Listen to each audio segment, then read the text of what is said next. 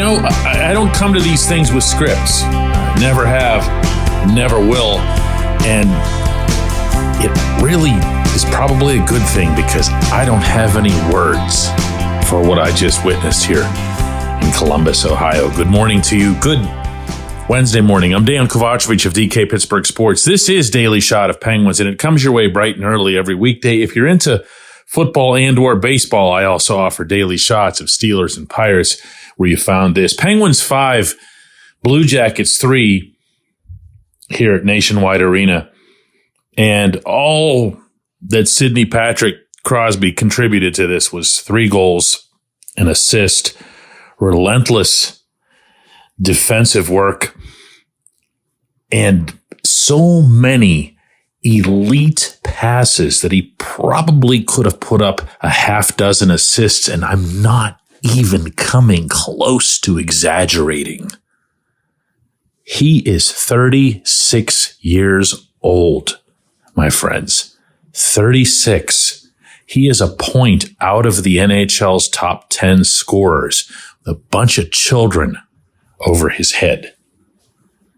And this just seems to have no end in sight. This was his 13th career hat trick. The second of those 2 goals was last night's winner, and it came with 5:32 left in regulation, and it came off one of those classic Erik Karlsson pass down low to someone for the tip plays. And Sid just nailed it. The last of his goals, the empty netter with 36 seconds left, tied Guy Lafleur with 560, 27th on the NHL's all-time list. This is a footnote tying Guy Lafleur, whose name is just synonymous with hockey, especially, of course, in Quebec. His 38th 4-point performance. His 13th game with a point out of the Penguins' first 14. He's got a 9-game point streak in which he scored 7 goals and set up 7 others. He is now number 1. This one's my favorite in the league with 16 even strength points because this team just can't buy power plays for whatever reason. So he hasn't even been on the power play much. The Penguins are second to last in the league in power play time. So almost all of this has happened at 5-on-5. His pace for the year, and this is nuts, but I'm going to share it anyway, is 58 goals and 111 points. I mean, what do you even do with that? I asked Sid afterward, and I don't even have an easy time with these questions anymore. I covered his whole career, chased him all over the world, really, the Olympics and everything. And I've just run out of how do you say, Sid, why are you so awesome? There's not an original way to put it. Anyway, here's what I had. How good do you feel so far through the start of the season? Obviously, these are very Sid-like numbers. I don't know. I think that just with the start of the season and a long off season with every game, I think you feel more and more comfortable. And I think as a team, I feel like we know what our game looks like. We're getting to it a little bit more. So I think it takes the thought, whether you're new here, you've played here for a long time, it takes the thought out of it a bit, and just nice to, to get out there and just play on instincts and just read plays and play off one another and not think about the system or what you got to do too much. So I think it's coming, and we're getting to our game a lot more. And then there's that. No matter what it is that you ask about him, he's going to come back with an us. It's always in the plural for him. And that's just who he is. These Penguins were 3-6 before they went out to California. They're now 8-6. They're now actually in a wild card spot. They went from the bottom spot in the East to a wild card spot like that. Why? Partly because of Sid's scoring, partly because Sid's bought in to a slight modification that Mike Sullivan's put into the system in terms of how the Penguins stay on top of the puck in the neutral zone. You'll see they're doing a little bit more backpedaling there. That doesn't work if the living legend doesn't go along with it. But in the third period of this game, as God is my witness, and I don't know if they showed this on TV or whatever, you could see it plain as day from the press box. There's Sid piling up all these points and everything else. First one back in the neutral zone, facing in the direction of the Columbus net as the Blue Jackets came out, waiting for Patrick Laine, takes the puck off of Laine's blade and shoots it right back in. Everyone on that bench sees that. Everyone on the ice sees that. Everyone understands that there's no excuse for them not doing it. Did you have the thought at any point last night that this was one of those games that this team loses last season? Yeah, I did too. You know why they're not losing it this season? Don't overthink it. There's only one of this guy, Pittsburgh. Never, ever, ever, ever take him for granted. When we come back, J1Q.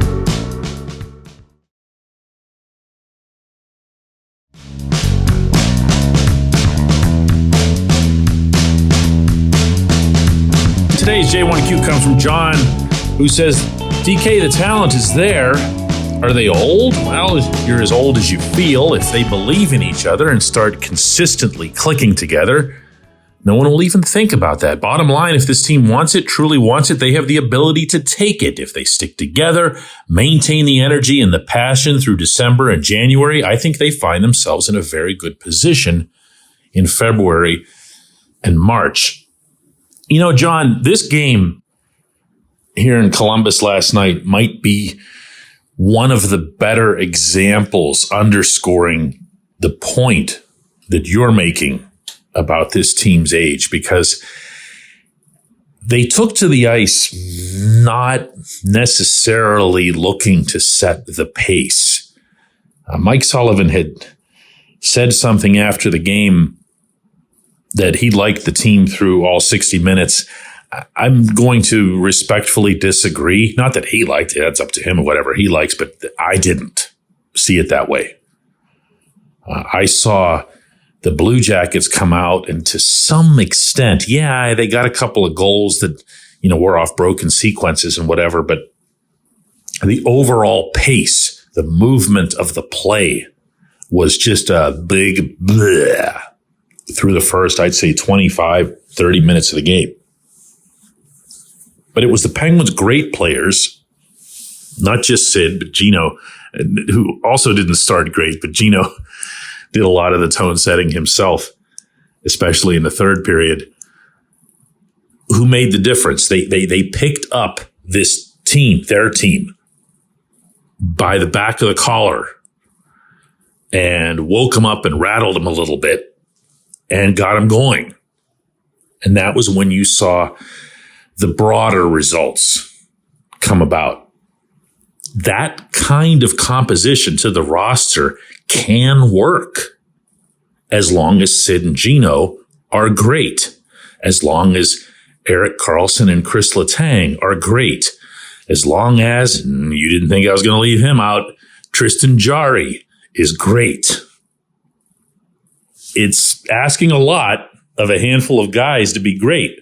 But when you have the right supporting cast, when you have a Jake Gensel, Brian Rust, Riley Smith, one of these days, Ricard Raquel, you're going to have maybe enough, provided your lower guys contribute as well, in the event that, let's say, for example, someone like a Raquel goes into a ridiculous slump like the one he's opened this season with. It's possible. It's not some pipe dream. I know I keep referencing the Bruins every time this subject comes up, but you saw the Bruins really remain one of the NHL's elite teams in the later years of Patrice Bergeron, Zdeno Chara, Tuukka Rask, David Krejci. Why? It wasn't just because they had Brad Marchand. It was because David Pastrnak came along. Charlie McAvoy came along. I know it's not a Bruins show, but you get the idea. this team has real players. This team has real depth. If it gets real goaltending and if the great players remain great, it's not an excessive ask of everyone else to do their part. I'll bring it up this way. Which was the Penguins' best line here last night? Which one? The easy reflexive answer is, of course it was Sid's. It wasn't. It wasn't. The third line was by far the Penguins' best. Lars Eller, Drew O'Connor, Radim Zohorna. In terms of the advanced metrics, in terms of the consistency, in terms of their ability to pin the Blue Jackets back and wear them down, they were the best. You know what else was really, really good for Pittsburgh last night? The penalty killing. 4 perfect kills. Letang was outstanding on the kills. Brian Rust was really good on the kills. Jari, your most important penalty killer, was good on one of them in particular, where he was getting tested a lot. This is what you need. You start with a world-class foundation in still having Sid perform the way he is and still having Gino perform the way he is. But it's got to take the whole thing. I appreciate the question. It's a good thing to bring up, I think, after a game like this. I appreciate everyone who listens to Daily Shot of Penguins. We're going to do another one of these tomorrow.